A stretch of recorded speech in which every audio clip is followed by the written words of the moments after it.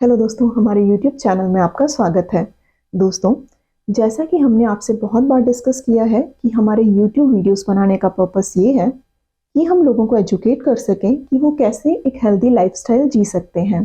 दोस्तों, हमारे YouTube videos बनाने का एक और पर्पस है जिसमें हम लोगों को एजुकेट करना चाहते हैं कि वो कैसे डिफरेंट मेडिकल टेक्नोलॉजीज़ को यूज़ कर सकते हैं अपनी डेली लाइफ में, ताकि वो एक हेल्दी और एक फिट लाइफस्टाइल जी सकें। दोस्तों, आपने देखा होगा कि बहुत सारे पेशेंट्स जो डायबिटीज़ से सफ़र करते हैं वो यूज़ करते हैं एक मशीन जिसे कहा जाता है कॉन्टिन्यूस ग्लूकोज मॉनिटर। आज हम आपको उसी मशीन के बारे में एजुकेट करेंगे। कॉन्टिन्यूस ग्लूकोज मॉनिटर क्या होता है, वो कैसा दिखता है और कौन कौन से पेशेंट्स को कॉन्टिन्यूस ग्लूकोज मॉनिटर को यूज़ करने से बहुत ज़्यादा बेनिफिट रहता है। दोस्तों, अगर हम कॉन्टिन्यूस ग्लूकोज मॉनिटर की बात करें तो वो एक कॉइन की शेप में एक सेंसर होता है और उस सेंसर का फंक्शन होता है कि वो आपके स्किन के नीचे जो इंटरस्टिशियल फ्लूइड होता है, मतलब आपकी स्किन के नीचे जो फ्लूइड होता है उसमें जो भी शुगर्स वैल्यू है उसको डिटेक्ट करना।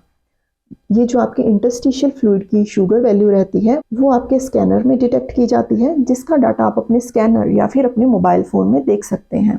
दोस्तों, अब हम आपको बताएंगे कि वो कौन कौन से पेशेंट्स होते हैं जिन्हें कॉन्टिन्यूस ग्लूकोज मॉनिटर को लगाने से बहुत ज़्यादा बेनिफिट हो सकता है।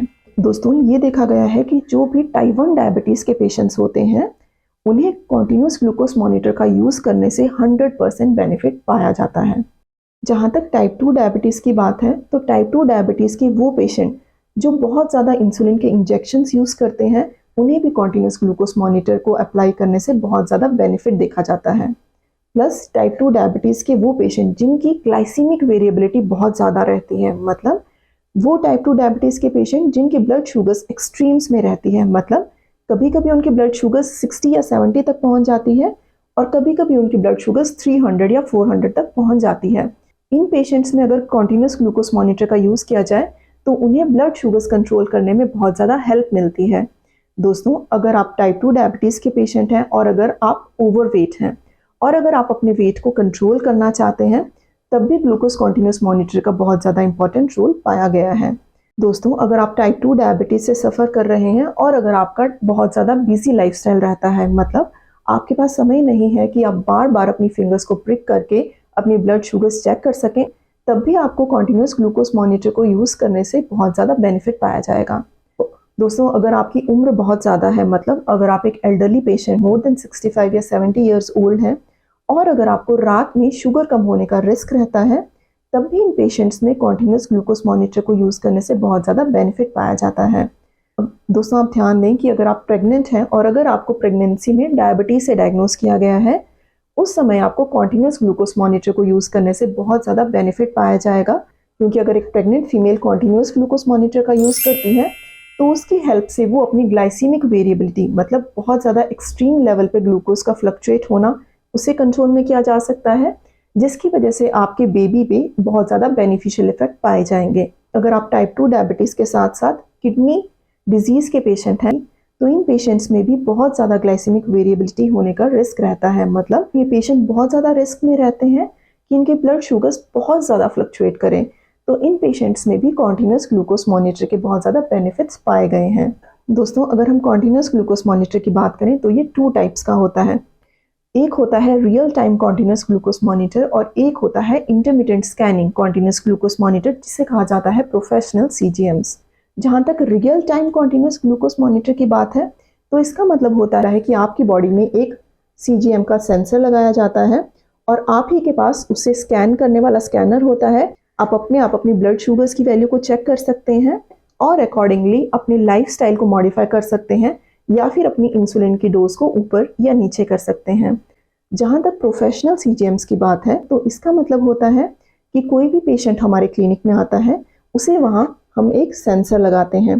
पेशेंट के पास उस सेंसर को रीड करने का स्कैनर नहीं होता और वो स्कैनर डॉक्टर के पास रहता है।